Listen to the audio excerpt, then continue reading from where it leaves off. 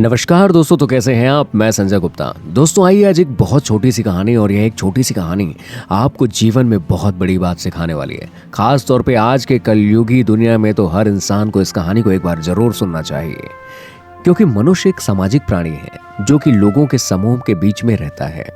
इस समूह में कई तरह के रिश्तों को वो निभाता भी है। कुछ रिश्ते निस्वार्थ होते हैं, जबकि अधिकतर रिश्तों की नींव स्वार्थ पर ही टिकी हुई होती है।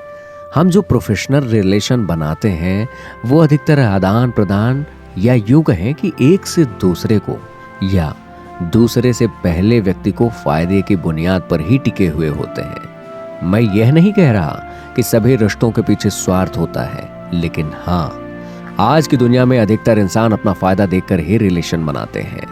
दोस्तों ऐसा कई बार होता है। हम अपनी जिंदगी में जब कभी किसी दुविधा में फंस जाते हैं और हमें उस वक्त किसी की राय की जब जरूरत पड़ती है, तब हम अपने आस पास के लोगों से उस बारे में सलाह मशवरा करते हैं। हमें क्या करना चाहिए। कई बार उनकी राय हमें सही रास्ते का मार्ग तो दिखाती है, तो कभी कभी वह हमारे नुकसान का सबब भी बन जाती है। अगर आप अपने माता पिता, भाई बहन, सच्चे दोस्त आदि निस्वार्थ रिश्तों को, जो कि आपको हमेशा सही राय देते हैं, उनमें उनका स्वार्थ नहीं छिपा हुआ होता है, अगर इन लोगों को आप छोड़ दें तो बाकी अधिकतर समाज के लोग और दुनिया भर के लोग अगर आपको सलाह देते हैं तो उनकी सलाह लें, लेकिन अपना विवेक भी बनाए रखें, क्योंकि कई बार ऐसे सलाह देने वालों का स्वार्थ भी उनकी सलाह में छिपा हुआ होता है।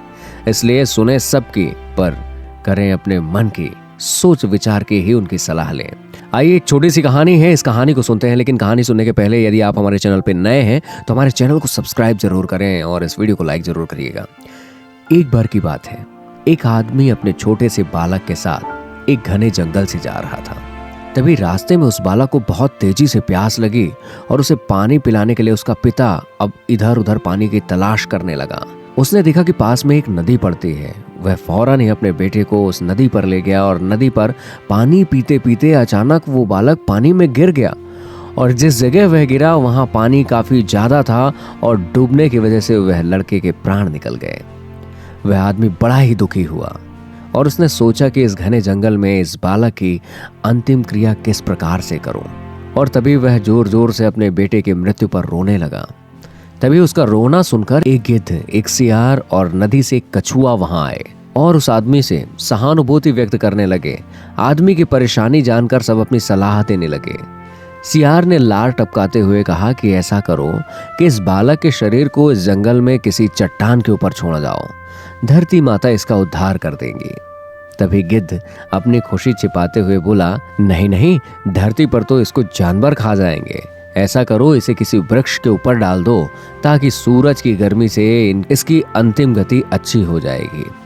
उन दोनों की बातें सुनकर कछुआ भी अपनी भूख को छिपाते हुए बोला, अरे नहीं नहीं, आप इन दोनों की बातों में मत आओ। इस बालक की जान पानी में गई है, इसलिए आप इसे नदी में ही बहा दें। और इसके बाद तीनों अपने कहे अनुसार उस आदमी पर जोर डालने लगे।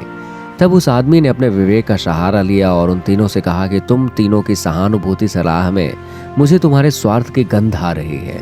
सियार चाहता कि मैं इस बालक के शरीर को ऐसे ही जमीन पर छोड़ दूं ताकि ये उसे आराम से खा सके, और गिद्ध, तुम किसी पेड़ पर इस बालक के शरीर को इसलिए रखने की सलाह दे रहे हो ताकि इस सियार और कछुआ से बचकर आराम से तुम दावत उड़ा सको। और कछुआ, तुम नदी के अंदर रहते हो इसलिए नदी में अपनी दावत का इंतजाम कर रहे हो। तुम तीनों का सलाह देने के लिए धन्यवाद, लेकिन मैं इस बालक के शरीर को अग्नि को समर्पित करूंगा, ना कि तुम्हारा भोजन बनने दूंगा।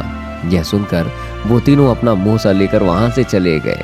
दोस्तों यह एक छोटी सी कहानी बहुत बड़ी बात सिखाती है। मैं यह नहीं कह रहा हूं कि हर व्यक्ति आपको स्वार्थ भरी सलाह ही देगा, लेकिन आज के इस कॉम्पिटिटिव युग में अगर हम अपने विवेक की छन्नी से किसी की सलाह को छान लें तो शायद हमारे लिए सही होगा। तो दोस्तों ये कहानी आपको कैसे लगी? कहानी अच्छी लगी हो तो बहुत बहुत शुक्रिया, बहुत बहुत धन्यवाद। और यदि आपने हमारे इस चैनल को अभी तक सब्सक्राइब नहीं किया है तो हमारे इस चैनल को जरूर सब्सक्राइब करें। कमेंट में जरूर बताएं कि आप कौन से शहर से हमारी ये वीडियो देख रहे थे। बहुत बहुत शुक्रिया।